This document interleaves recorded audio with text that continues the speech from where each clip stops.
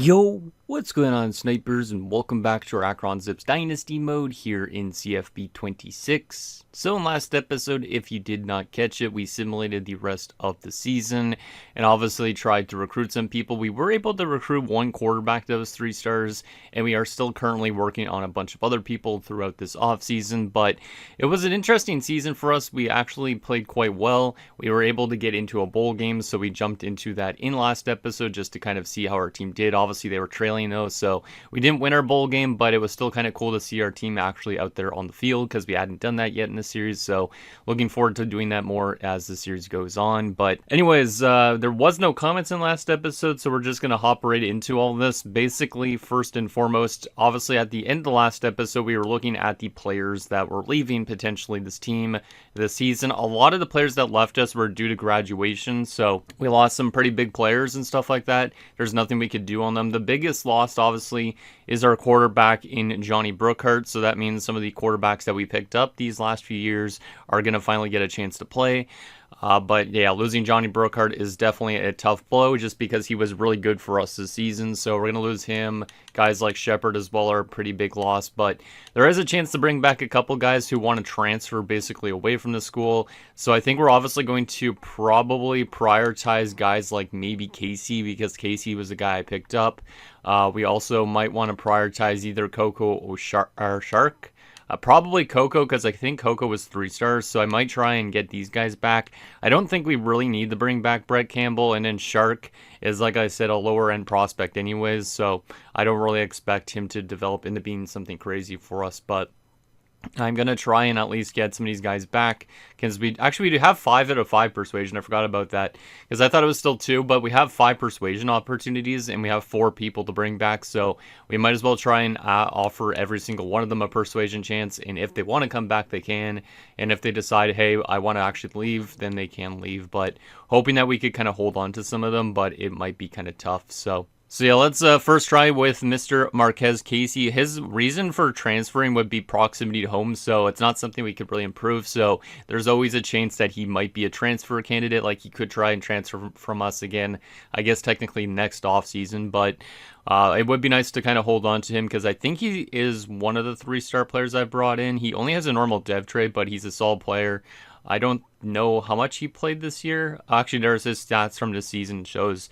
So he had 44 rush attempts and he had 140 rushing yards, 7 rush touchdowns, 3 yards per carry, 3 catches, 26 receiving yards. All right. Don't know if any of those stats are good. But yeah, let's try and persuade him to stay with our team. And he has not been persuaded. So unfortunately, we will be losing Casey due to a proximity to home. So that's a kind of a tough loss, but at least it's not the end of the world. There's probably some more halfbacks out there we could go for. Next up, we're going to try for Mr. Austin Coco. The reason why he would want to leave is coach prestige, which our coach prestige, I think, got better last season. So this might be able to actually be something that we could kind of keep onto him a little bit, my guess. But last season for him, he had the 3 pass defense. What is that? Is that just like blocks or something like that almost? He had 68 tackles, 17 tackle assists, which I don't even know what a tackle assist even is. Like, how do you assist a tackle? But anyways, he played 13 games for us last year. So let's see if we could try and hold on to him for another season or not. And he's not been persuaded either. So unfortunately, both these guys will be leaving, which means it comes down to Campbell and Shark, which are the 2 guys I would have let go of, so not ideal, but we'll definitely try them. Campbell's probably the most likely to actually want to come back, just because he does have a low persuasion chance, but we'll try obviously on both of them just because might as well have as much bodies as possible, because we never know if these guys are actually going to be playing or not. Brett Campbell last season played 13 games for us, and he started 13 games. He played 949 downs, apparently, with 6 sacks allowed. Oh, so that means when he was out there defensively, basically the quarterback got sacked 6 times, which is not probably the best. But I don't know how that compares to other tackles. So let's see if Brett Campbell would want to stay around for a little bit longer. He has decided to stay. So we do get Brett Campbell back, which is nice. And I'm not too sure on this chart, but we'll definitely take a look. Did he play at all this season? He played a little bit, looks like. He had 1 tackle, a tackle assist, and he only started 1 game. So he won't be probably getting a lot of playing time with us, I'm guessing. But we might as well still try and hold on to him. So will Shark stay as well? He has not decided to stay with us. So the only one coming back is a player that we didn't even really draft ourselves. I'm pretty sure Brett Campbell was a transfer. But yeah, he's the only one that's decided to come back. So I guess those very low opportunity ones and extremely low ones are very tough to get. The normal, like, low ones are easier to get for sure. So I guess we got to keep that in mind going into next season and all that. But that kind of sucks to lose out on 3 of those 4 players, but hopefully we could find ways to replace them, or hopefully we have guys that are already on our team that we could develop into being good enough replacements for those guys. So I guess that's going to do it for that part of this offseason. Let's get to next week, because we obviously have some offseason recruits to deal with and a bunch of other offseason stuff. So let's try and get through that as fast as possible so we can get our team set up for another season, of course. So yeah, we're up to a half a star rating. Just because last season I think we were rated 0 stars throughout the entire year, but now we're up to at least a half a star, and we're still rated at 67 overall, apparently. Nothing's changing really, so that doesn't matter too much. So yeah, let's advance through that. What do we got next? I don't remember again. Oh, here is the off-season recruiting stuff. So first and foremost, draft results. I don't know if any of our players got drafted into the NFL, but let's take a look and see if anybody did. No, nobody did so far. So I guess guys like Brookhart even didn't get drafted. I don't know if he was good enough to turn pro really anyways, but yeah, I guess nobody from our team got drafted, but I guess you have to have like 5-star recruits to get drafted. It's not like 3-star recruits. So you got guys that are like 90 plus overall. So despite Brookhart being our best player, he's not even that good enough to be an NFL player right now, I guess. So that kind of sucks. But hopefully we could get to some stage where this team's actually really good and we start seeing some of our guys actually get drafted into the NFL. So we could upgrade some coaching skills before we do some recruiting, but I don't still really know where I should be spending my points. Also, for that matter, we don't have enough to even put into Elite Recruiter, and everything else is locked at the moment. So I guess we will probably have to wait a little bit still. Oh, actually, we do have this purchase price. I guess technically I can go for Motivator and stuff like that if I want to. 7 bonus XP when a player levels up. 450 bonus XP for each win. I feel like we're winning a lot more. I could unlock some of these. Should I unlock some? You know what? Let's unlock some of these just for the hell of it. I don't really know if I'll put much points into them, but let's just take a look. We only have 4 coins left since I unlocked both of these, but I guess technically since we're going to be getting more coins throughout the season. Interest boot for quarterback. Ooh. With a current quarterback cap hits a skill cap. Okay. So we might be able to get more interest and stuff with Motivator. So I think this is probably a good area to maybe start working on a little bit. Maybe I shouldn't have unlocked Tactician yet, but might as well start unlocking some of these areas just to give us other opportunities to improve our team a little bit. So with that said, let's get into some offseason recruiting stuff. We do still have all our guys on our list from last episode, of course, so we're going to obviously be working on them. Coates is kind of getting close to committing. We are in a little bit of a battle on a defensive tackle with Bargava. I don't know if we're going to win him, but I'm hoping that we could still win him. We actually have to put our hours back into these guys, which kind of annoys me. But yeah, let's, I guess, try, and we have 450 hours, so we might be able to send the house on all these guys since we have 7 on our list.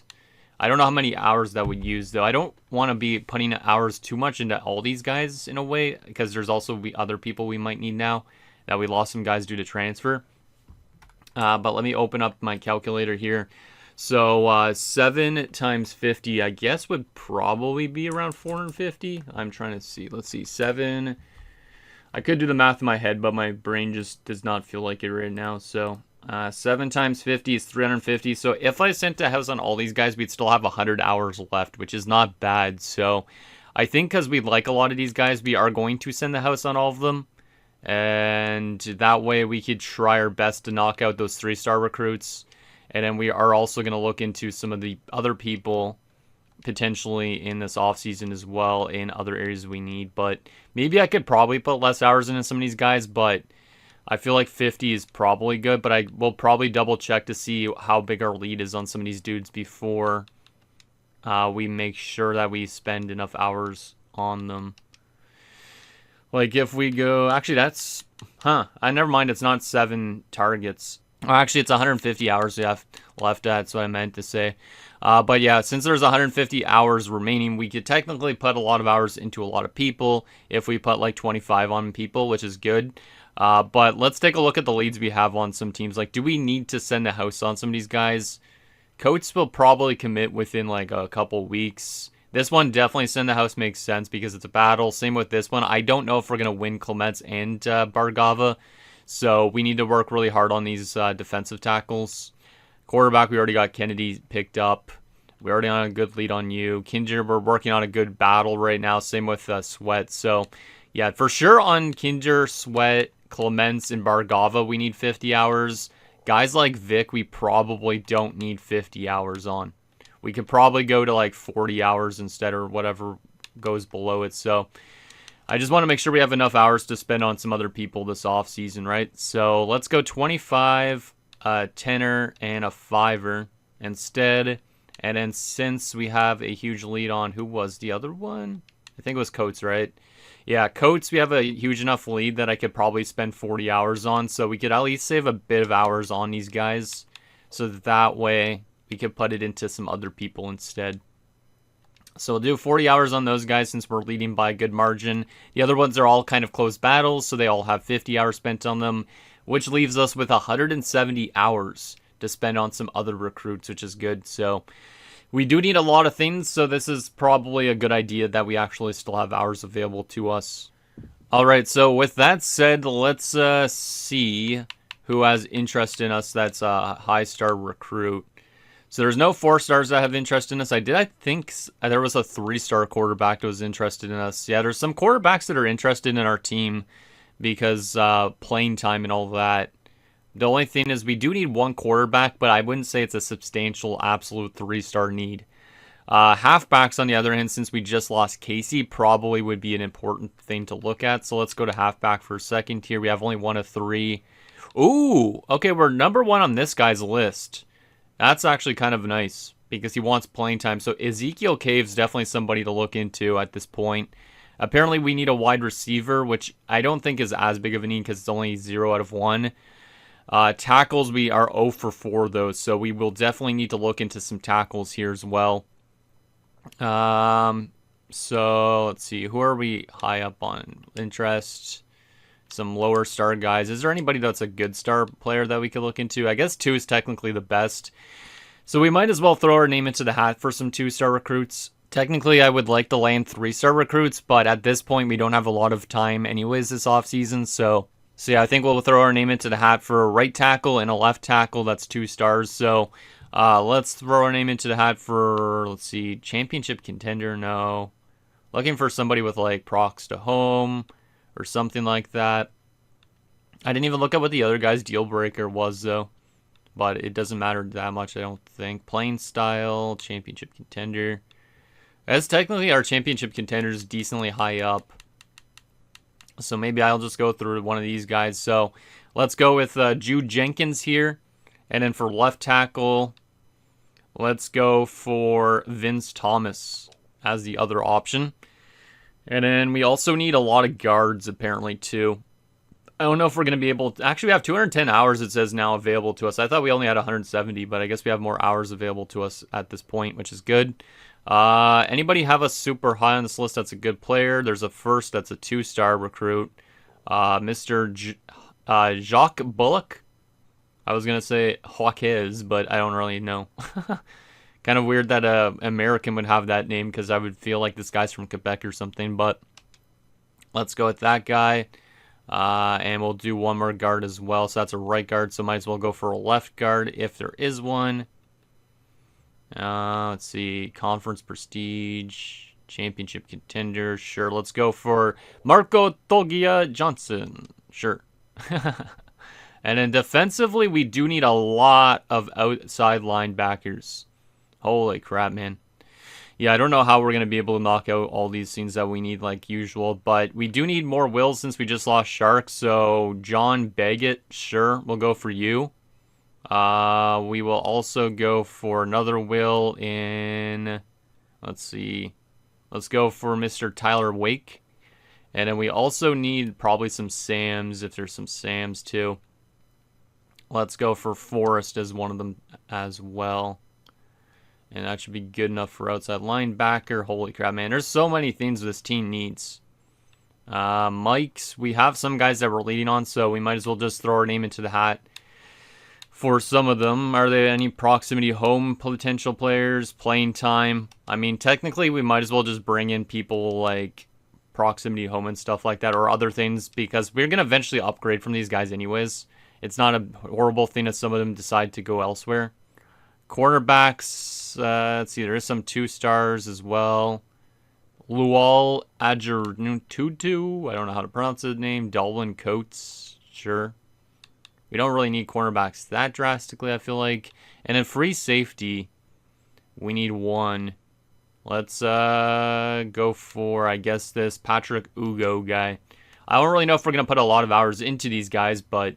Oh, that's why we got more hours back.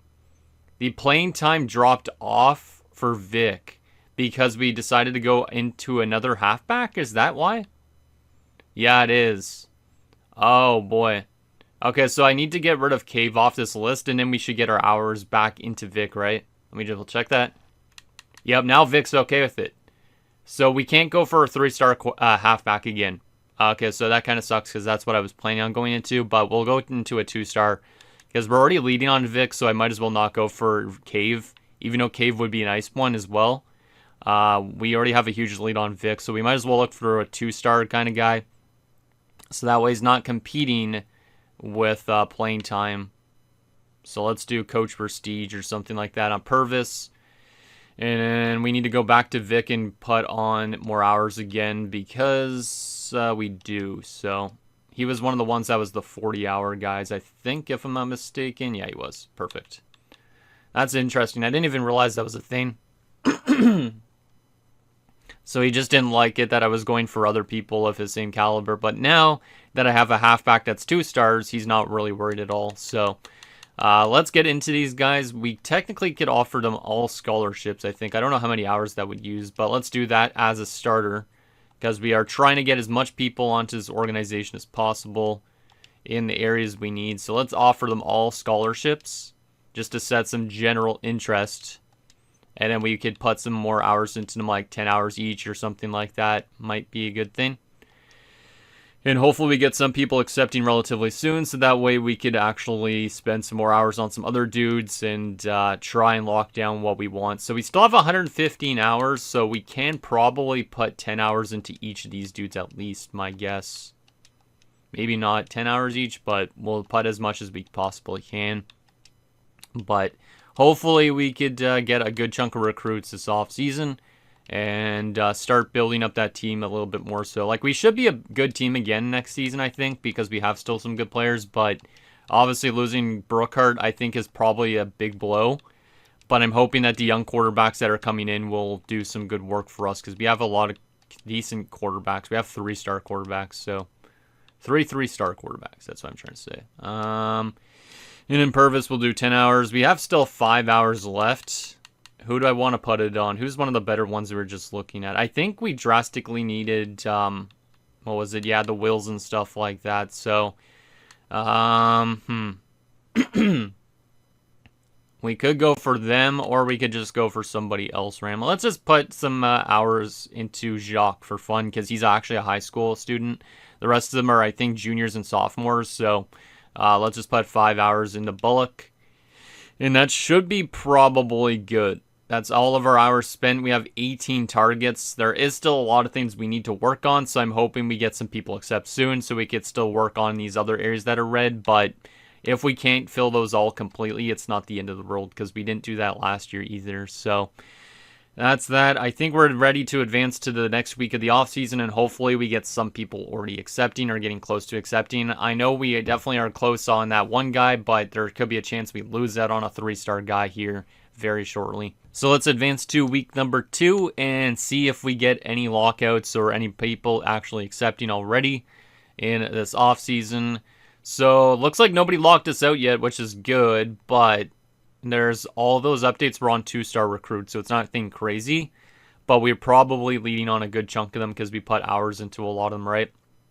So Jenkins has reached his top 8 schools. We're second right now, kind of fighting with whatever that team is that's in first. I don't know all these teams, but at least we're still in his top 2. Vince Thomas, we're currently number 1, beating out Bowling Green. Then there's Togia Johnson, we're number 1. Same goes with Baggett, number 1. Wake, number 1. Everybody pretty much is number 1 except for Jenkins right now. So making some good headway on those 2-star recruits. I could have probably put my name into the hat for some 3-star recruits, but I feel like at this point we just need bodies to fill those spots. It's not like we need the craziest prospects in the world from this offseason portion, I don't think. Obviously, during the season, I want to bring in some more 3-star recruits or look at some 4-star guys, but we might as well just take what we could get right now. And then hopefully the guys that are on our roster right now are going to be good next season. Like, I can't wait to see the growth from guys like Robert Thomas, for instance. So let's go to the offseason recruiting. I don't think anybody locked us out, but apparently we have 55 hours left now. So Coates is very close to getting the commit here. That's good to see still. Bargava, we made some good headway on. That's actually really good to see. Because when I sent this house, I wasn't sure if we were going to get back into the race for him. But now we're fighting still with that R school, which I don't know what team that is. But yeah, we're still in Bargava's race. We might get into a recruiting battle for him. And in Colmetz, we have jumped to first place.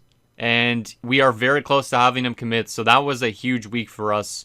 As we have just jumped, I'm pretty sure that's James Madison still. Not too sure on that for sure, but we look like we might be able to get ourselves 2 defensive tackles potentially, which are both 3-star. Aside from that, Vic is still getting closer to committing, which is nice. We are barely leading on Kinder.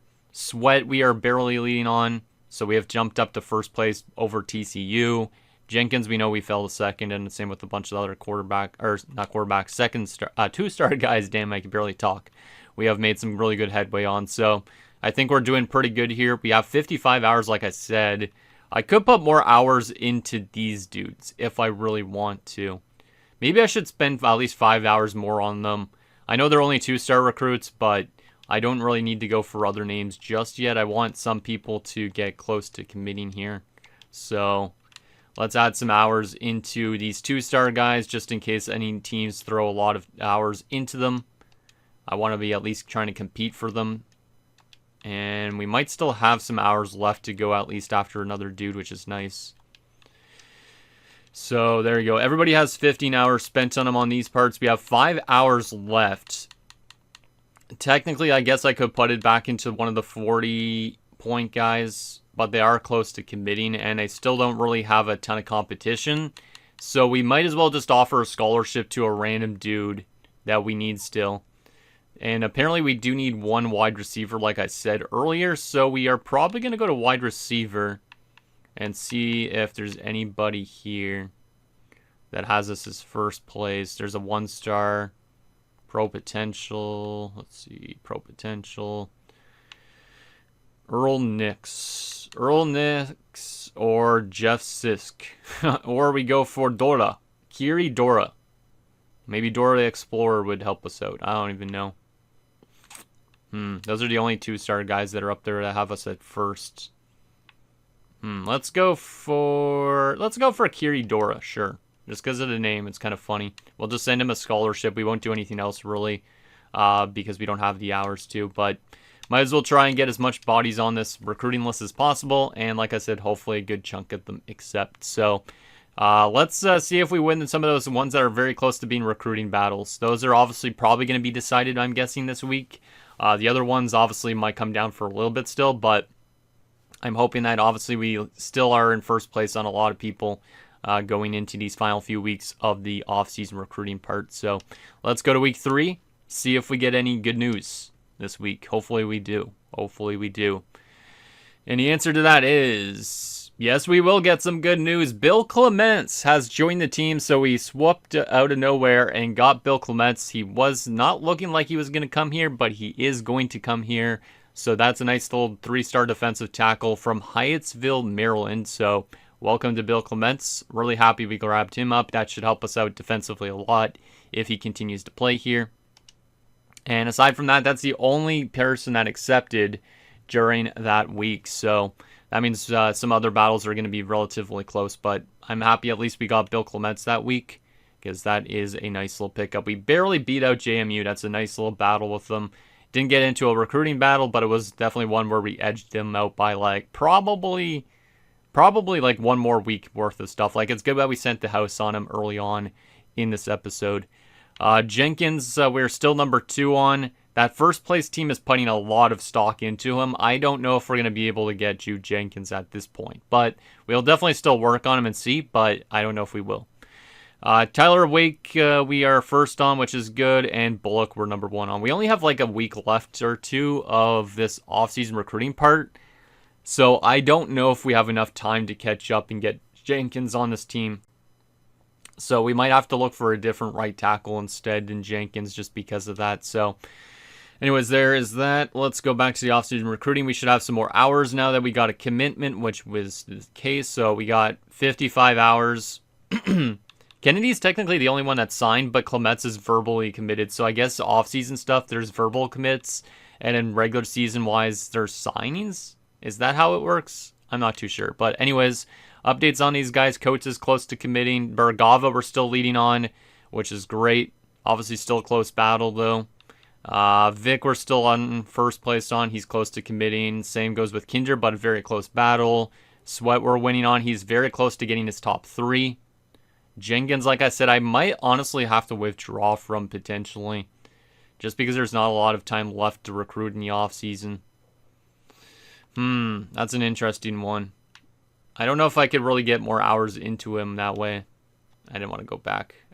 Thomas, we're still number 1. Yeah, everybody else, I think we're pretty much number 1. We are in some battles like for Tokyo Johnson, but we're making some good work on a lot of these 2-star guys, which kind of makes sense, but they're not the best players in the world, but we'll still take them anyways, just to get bodies in. But I'm thinking about jumping out of Jude Jenkins, but we could also work on Jenkins at the same time as maybe working on somebody else. Technically, I could put more hours into Jude Jenkins with the 55 we have. Like, let's send the house maybe on Jude Jenkins just in case. I know he's only a 2-star recruit, but we might as well put a good chunk of hours into him, and then we could find somebody else at tackle with the remaining 20 hours that we have. So let's go to prospects again here. And we will go to tackle and see if there's anybody else that we could throw our name into.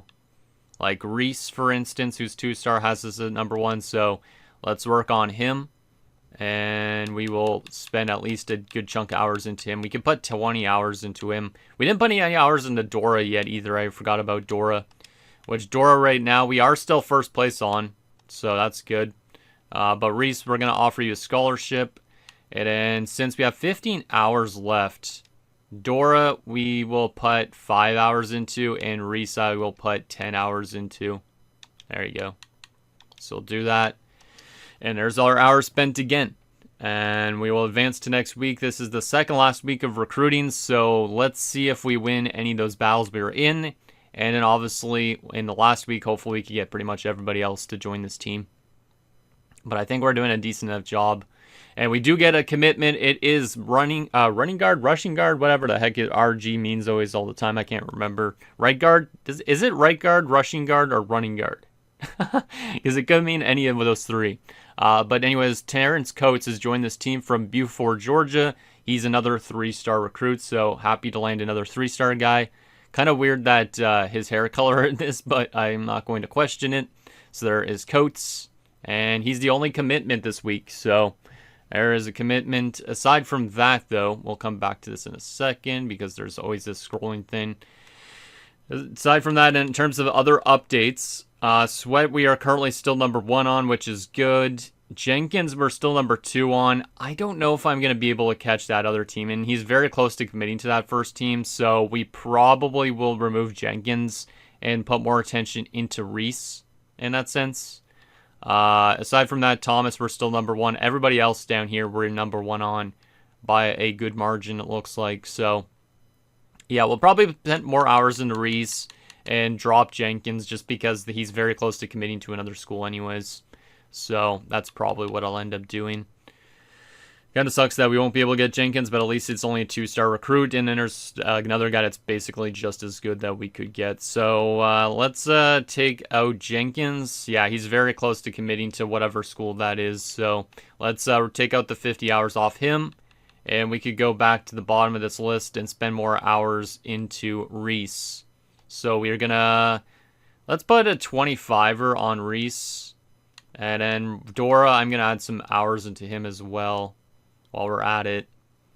And then we're going to have 60 hours left on a lot of other people, technically. Is there anybody super crazy good that we could maybe get, like a 3-star out of any position? Let's see. There's a 3-star there, but he doesn't have us anywhere high. There's a guy that has us as 3rd. It's another quarterback, though. I don't really want to pick up another 3-star quarterback, to be honest, because we already have 2 of them. I would prefer maybe a 2-star quarterback if I was to go after another. We do apparently need a tight end now. So I guess we'll look into a tight end potentially. Let's see. I guess we'll go for a 2-star tight end. I'm not seeing a lot of proximity to home people anymore, which is not great, but we also do need still like centers as well. So I guess we will put some hours into a 1 tight end and also 1 center as well while we're at it. We are battling kind of with the Raging Cajuns on this guy. Towns as well. Might as well go for Towns instead. Top 8. What about this guy? Top 8 as well. Devin Brenner or Towns? Raging Cajuns we'd be fighting with, or I don't know what that school is. I don't know what a lot of these schools are, man. Let's go for Brenner, I guess, and we'll work on those guys. We'll put 30 hours into each of them, maybe, so that way we can maybe get some little bit of a lead on some of these other schools. So 5 hours in terms of scholarships, and then 25 in terms of contacting friends and family on each of them, and that should be good to help us with the potential chance to get the lead. So I think that's a good balance of hours spent on a bunch of people. Bargava hasn't accepted yet, but he is very close to it, so I think we'll probably end up winning on another defensive tackle, which is good. I wasn't expecting for sure to win on Bargava, but it looks like we might be able to. And yeah, Vic's probably going to commit this week, which is awesome. So let's back on out of this, and that was our final week of recruiting. So we should be able to get a lot of commitments in this last week of the recruitment stage, my guess. And then we have obviously the rest of the offseason stuff to go still. So let's advance and see what accepts we get this week. Hopefully we get a good chunk of the guys we are looking into, because obviously the more bodies, the better. All right, so we got to remove my face. We have gotten Josh Bargava, so there's the other defensive tackle. He is from Buffalo, New York, so hopefully he doesn't bring the losing culture of Buffalo sports over to our team. But anyways, nice little pickup there for the defensive tackle. Hopefully we could have both him and the other defensive tackle that we just brought in as well playing, because I don't know how many defensive tackles go at the same time, but hopefully it's like at least a couple of them, so that way we can get both these guys in a lineup next season. So let's advance. We also do get Daryl Vick, the 3-star halfback, so that's a nice little pickup there. It's good that we went after him, and then we didn't decide to go after that other dude, because we were going to win Vick regardless, I feel like. So if we would have went for another 3-star halfback, obviously it would have kind of complicated things a little bit more, but kind of glad to get Vick. He is from Fort Wayne, Indiana. We also do get 3-star edge rusher, which I almost forgot about this guy. Actually, no, I didn't forget about him. But we do get one of the 3-star edge rushers we were looking into, Tyler Sweat from Des Moines, Iowa. So that's a nice little pickup, as we really drastically needed edge rushers, because I think Shepard retired, like I said, or not retired, but he graduated. So that's a nice pickup for this team. Aside from that, we also do get Jacques Bullock, who's one of the 2-star guys. He's the right guard or rushing guard or running guard, whatever it is, from Sterling Heights, Michigan. I feel like we had another player from Sterling Heights, but I can't remember. So that's a nice pickup. Only 2 stars, but still good. We also get Kiri Dora, the wide receiver. So Dora the Explorer has joined the team. Welcome aboard to Dora. Soy Dora. We also do get Kenneth Jackson from Paw Paw, Michigan. I forgot about Paw Paw, Michigan. That's such a weird name for a place, Paw Paw. Like, why is it called Paw Paw, Michigan? Anyways, we get him in. So Kenneth Jackson, welcome aboard. We also do get 2-star John Baggett from Lompoc, California. So welcome aboard. Who knows how long some of these guys will actually be with this team for. We also get Tyler Wake from Wake Forest. I didn't even realize he was from Wake Forest. That's actually incredible. That's a new meme for sure. You know that Wake Forest has to be named after his family lineage or something. That's hilarious. That's funny. When I looked at Tyler Wake, I didn't even realize he was from Wake Forest, but that's an interesting pickup for sure. Aside from that, we also do get Dalvin Coates, who is a 2-star cornerback from Oak Grove, Louisiana. Interesting stash there, Mr. Coates. We also do get Patrick Ugo from Reading, Pennsylvania as that free safety. We're getting a lot of these 2-star guys, which is awesome. J.C. Purvis is another halfback. He might not play a lot, but from Jacksonville, Florida. I know where that is. We also do get Jackson Forrest, so another Jackson-based thing. He is from Concord, North Carolina, so welcome aboard to him. We also do get Vince Thomas, 2-star left tackle from De Pere, Wisconsin. Never heard of it. We also get Jeff Kinder. There's another 3-star edge rusher. Love to see that. Jeff Kinder from Minneapolis, Minnesota. Welcome aboard to Kinder. So I'm glad that we're getting all the 3-star guys as well. We also do get Ladarius Reese, who is that 2-star right tackle. So it's good to get him, considering that other right tackle guy we had to drop out of. And I think there's a couple more people. Damar Nealian, the tight end. Nice to get him in from Cleveland, Tennessee, not Ohio. And then we also get Devin Brenner, who is that center from Boulder City, Nevada. So I think we got everybody pretty much that we were looking into in that last week anyways. So nice batch of commitments there. We also got a bunch of XP, which is good. And that should help us a bit with the depth a bit. Obviously, we don't have a ton of 3-star recruits this year, I don't think. Like, we got 3 there. We got 1 during the season, 4. We got like 5 3-star recruits this year, but at least we're building up a bunch of 2-star guys. It's not like we're stuck with the 1-stars like we did a couple years back. I think we picked up a decent amount of 1-stars, if I remember right. But not a bad year for pickups. Hopefully that could help us out this season. Hopefully we could get guys the playing time they deserve. In terms of position changes, I don't think we're going to make any position changes. I don't really know what it takes to make a position change anyways. So I think we'll keep it like this. Do we know the update on the players we just picked up or not?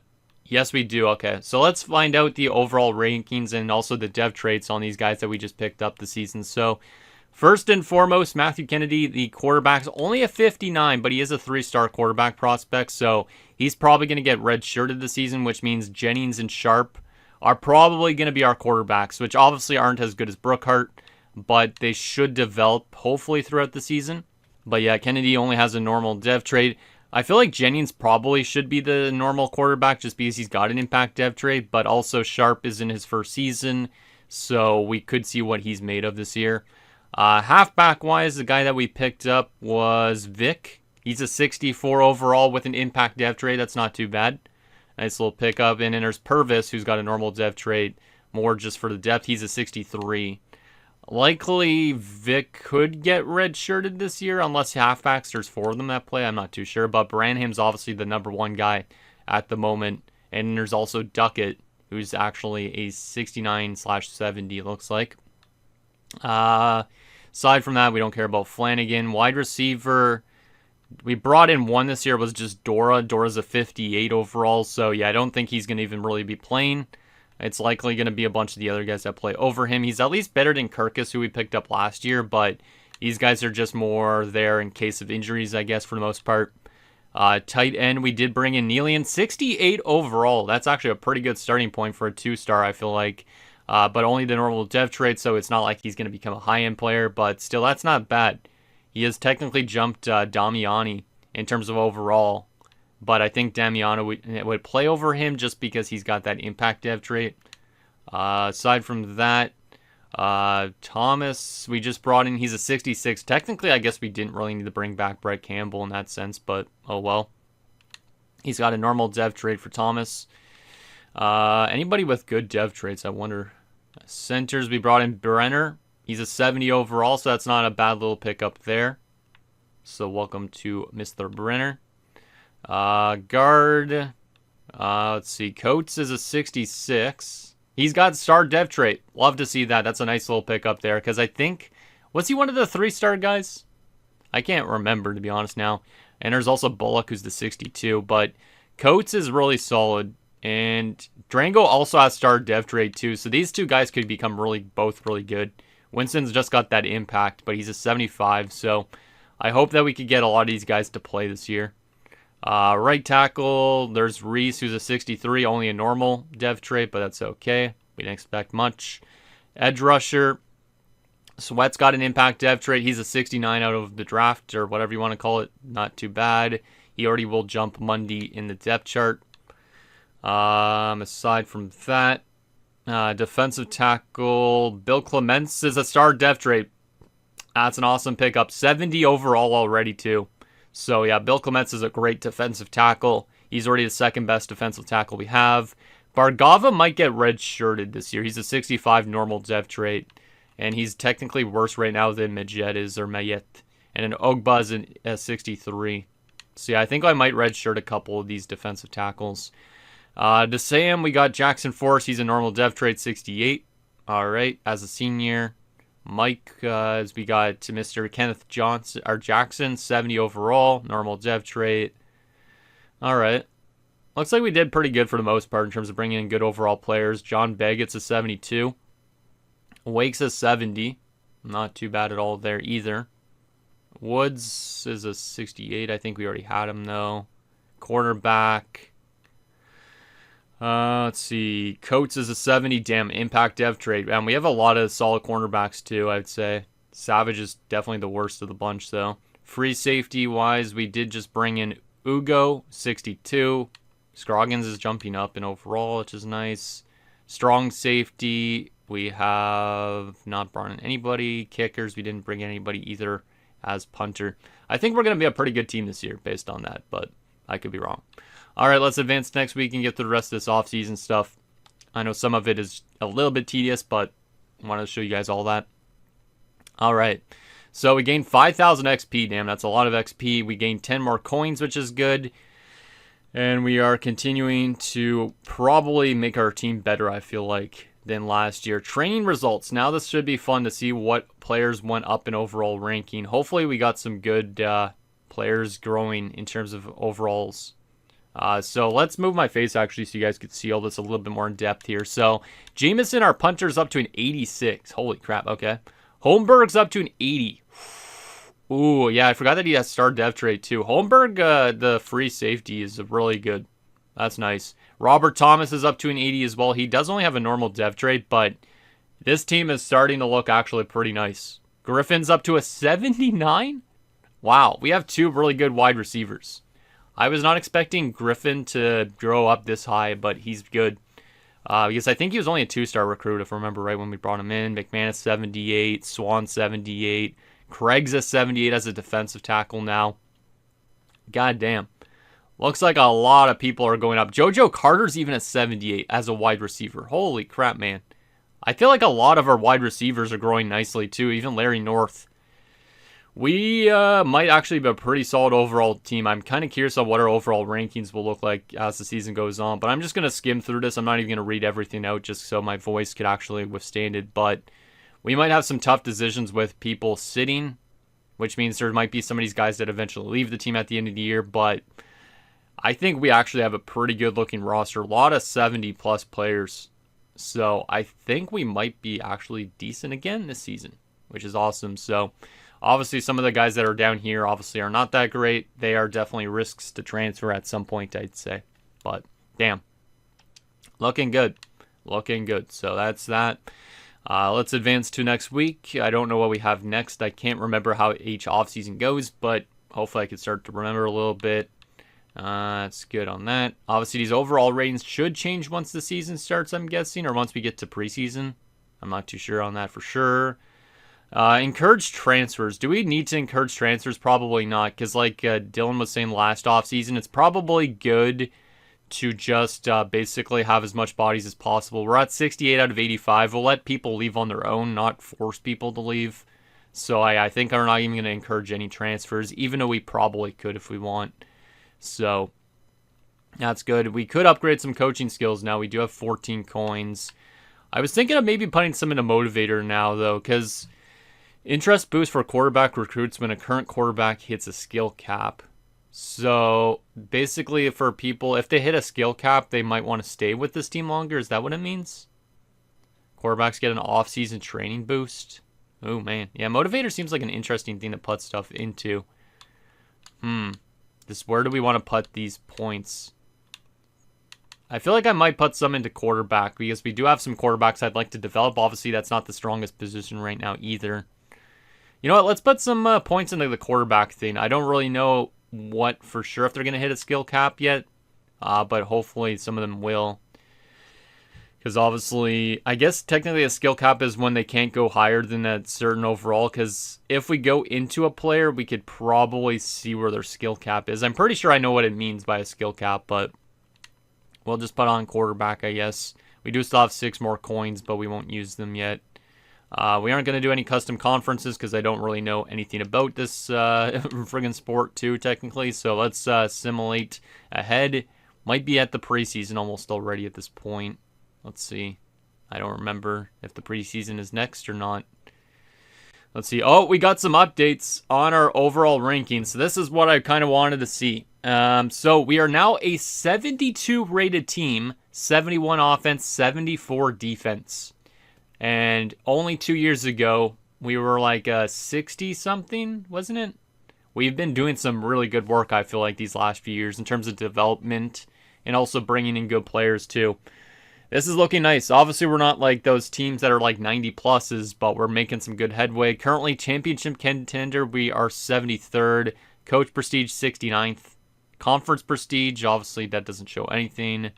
And everything else is not rated, but these championship contender stuff should go up, I would assume, as the season goes on, because our team should get better as the year goes on. Now, these are the players, I guess, technically at risk if our championship contender doesn't improve. Guys like Wake, who we just brought in, might leave. Thomas, Reese, not the craziest players. Coach prestige, obviously. Mayette might leave due to that. Same with Purvis. And then there's also some people that might leave due to conference prestige, but at least they're not our craziest overall players. Like, it looks like, for the most part, like guys like Robert Thomas, for instance, would not leave this team due to any of that because he was a proximity to home guy, I think. So, looking pretty good. Looking pretty good. So, we're at the preseason. We're obviously not going to do any of the preseason, but we do need to start thinking about, for this upcoming season, who we want to run in each position. So, if we... Actually, we don't really need to remove my face, do we? Yeah, I guess we should probably, just in case some of these lists go longer. But technically, we have 3 quarterbacks right now, and they're all 3-star recruits. Jeff Jennings is technically now the number 1. He jumped up to a 72. Sharp would be the backup quarterback. I think we obviously should redshirt Matthew Kennedy. I think that's a no-brainer. His thing that he wants is playing time as well. I don't know if I redshirt him if that deal breaker just doesn't matter or what, but I think he needs to be redshirted for sure. I'm not 100% on that, but I'm guessing so. In terms of other positions, most of these guys are prestige themes, so these don't probably matter too much. But Truin should be playing. Same with Branham, likely. That's good. Vickets has him down here. Is he redshirted? Or no, that means he can't be redshirted, right? I don't really know. We could move him into the lineup because he does like playing time. So I probably would prefer to have him in the lineup and move somebody like Purvis out. So we'd probably go something like that. Yeah, we probably would do something like that. But also, I think Purvis has used his red shirt before, so I don't think he can be redshirted again. But I think that's probably what I'd lean towards, but I'll need your guys' opinion on that. If anybody wants to comment this time, that would help out a lot. DeMar Nealian, it says it's a 76? Why is DeMar Nealian a 76? It says a 69 on one part, but a 76 on this. I don't think he's that good, but hey, maybe he is. Obviously, those 3 guys would be in the lineup. Damiani technically would not be in the lineup. I feel like Damiani should be playing probably with an impact dev trade. So but there's also Witherspoon, who's a senior. Maybe I should be getting rid of some of these dudes too. Flanagan's a senior as well. I would like to get Damiani in, but maybe I don't need to. I guess everybody that's grayed out has technically already been redshirted. I honestly don't know how it works. Wide receiver, obviously, currently it looks like that, so Kirkus wouldn't be playing, which I think it makes sense. Same with Dora. Tight end. Oh, Damiani's a tight end technically, so he would actually be playing in that position. Okay. Oh, so if Neelian played, what is it? Where was it? If he played fullback, he would be a higher overall than if he was a tight end. Okay, I can see how that works now. Okay. So that's maybe where we should change player types, but we don't do that yet. So I can kind of understand it a bit more now. Left tackle looking like this. Thomas being a number 1. Left guard, Durango being number 1. Or right, yeah, this is left guard. He's actually technically a right guard though, so we might need some more left guards because we have right guards playing left, but oh well. Centers, McManus would be number 1, Brenner number 2. I think our team is going to be pretty solid this year. I'm kind of curious on how we stack up against other teams right now. But I don't know if there's anybody that shouldn't be in the lineup. McGree went up to a 78 though. God damn. 77/78. That's crazy. So shout out to McGree. But yeah, I'm actually really excited for this upcoming year. I didn't expect our team to get as much growth as it did. And then I think we picked up some really decent options in case too. Hopefully it's a healthy season for this team. I know we probably will suffer at least some injuries, but I think this team is in a pretty good spot. Like, we have some pretty good options across the board. Just if we could stay healthy. I'm really excited for guys like Jeff Holmberg. I know he's a free safety, but he's an 80 overall. He's developed really good. These star dev trait players definitely grow a lot faster, so that will definitely help our team in terms of getting better too, which is nice to see. So yeah, that's basically our team currently going into the season. If you guys think there should be anybody changed in terms of the depth chart, please let me know, because I probably won't think of it on my own to make any changes, and I don't want to risk losing people due to playing time and stuff. So preseason top 25, what is this? The top 25 schools in the league, I guess. Yeah, in terms of all of college football. So currently number 1 is Clemson. We are definitely not going to be on that list yet, but you can kind of see the top 25 rankings. Heisman Watch, what is this? And just says who they think that might win the award. Preseason All-Americans. Coach abilities. Trying to see if there's anything we need to take a look at. There is the redshirting part, so we could probably decide who should get still redshirted. Because I guess, yeah, technically the ones that are grayed out are technically ones that have already used a red shirt. So I think using a red shirt on Kennedy makes a lot of sense, like I was mentioning. Vic, we could redshirt. Everybody else, we can't redshirt. So maybe instead of playing Vic this year, we redshirt him and then get him in next year. But like I said, I don't know if that impacts his deal breaker or not. If he's redshirted, will he not care about his playing time? But we could definitely redshirt some of these dudes. People like Dora and all that probably won't be playing this year. He doesn't care about playing time, so it shouldn't be that bad. But yeah, we could definitely redshirt some people if we don't know if they're going to get the playing time that they deserve, if they actually have that as a deal breaker. So there's that. Anything else we want to take a look at here? Is there a way I could see everybody's rankings right now? Oh yeah, I can here. Okay, that's good. So let's go to the MAC here and see how good we are compared to some other teams in the MAC. This is currently, we're just going to look at overall rankings and stuff. So we say we're a 72, 71, 74. Bowling Green is worse than us. They're a 64, 66, 61. All right, but they are technically a one-star team, but that's based off of last season, I think. I'm not too sure. Buffalo is a 70, 74, 66. So Buffalo is worse than us overall-wise, worse than us offensively, and worse than us defensively. Right now, we're technically the best team on paper. Kent State, definitely worse than us. They're very bad still. Miami is very good. So the Red Hawks are always the tougher one. I think they were the best team last year in our MAC, if I'm not mistaken, in our conference. But yeah, they have a 77 overall rating, 79 and a 74. So we're as good as them defensively, but their offense is incredible. And then, yeah, they're 6 overall points better because of that. Ohio Bobcats, 61s across the board. Not scared about them. Ball State is trash still. Central Michigan, trash. Eastern Michigan, trash. I mean, a lot of them are like what we were last year, so not necessarily trash, but North Illinois, also not very good, but they do have a good offense. Toledo, 64 across the board. Western Michigan, not the best. UMass is solid defensively, but kind of average across the board as well. So technically, if we're looking at those rankings, we are technically, I'd say, a top 3 school at least in our conference. Miami's definitely the best, so I don't know if we're going to be able to beat a team like that, really. But we could beat teams like anything below that. Buffalo might have a close matchup when we play against them because they are better than us offensively. But we have teams beat in offense and defense everywhere else, I'm pretty sure.